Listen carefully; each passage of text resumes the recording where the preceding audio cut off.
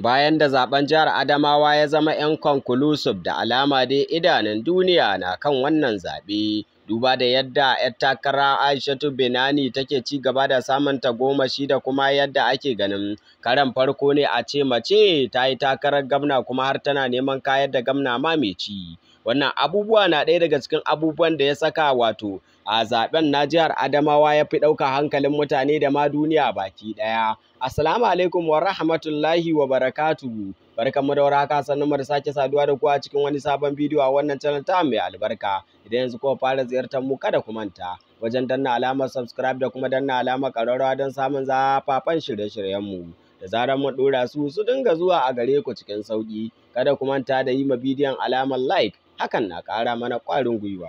Tun bayan fara zaɓe a ranar 18 ga watan uku, 18 ga watan ukun da aka fara gudanar da wancan zaɓe kuma zaɓen bai kammalu ba, inda aka gudanar da wasu zaɓuɓɓuka daga cikin jihohin nan kuma tuni ma an bayyana wanda suka lashe zaɓe. Sai dai a jihar Adamawa da kuma jihar Kebbi ta Najeriya gaba ɗaya waɗannan jihohi sun samu tagomashin komawa baya, sakamakon wasu 'yan rikice-rikice da aka samu da kuma overvoting da sauran abubuwa, ya janyo hukumar zaben ta ƙasa ta tabbatar da waɗannan zaɓuɓɓuka sun zama inconclusive. Ya zuwa yanzu ba sa cikin jerin zaɓuɓɓukan da aka amince da su kuma aka bayyana sakamakon zaben nasu.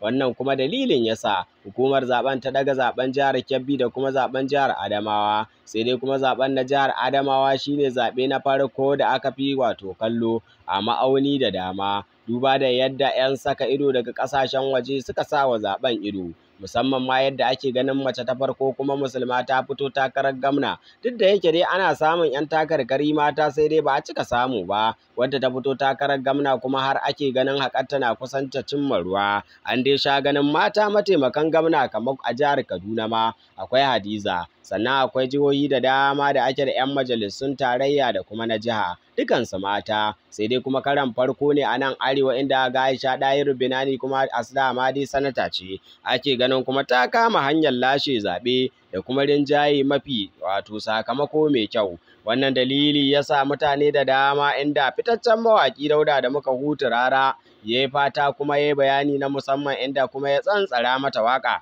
da cewa ai ko goben ma binani ce. Ana dai sa ran da zaran an dawo kammala wannan zaɓe a ranar 15 ga watan da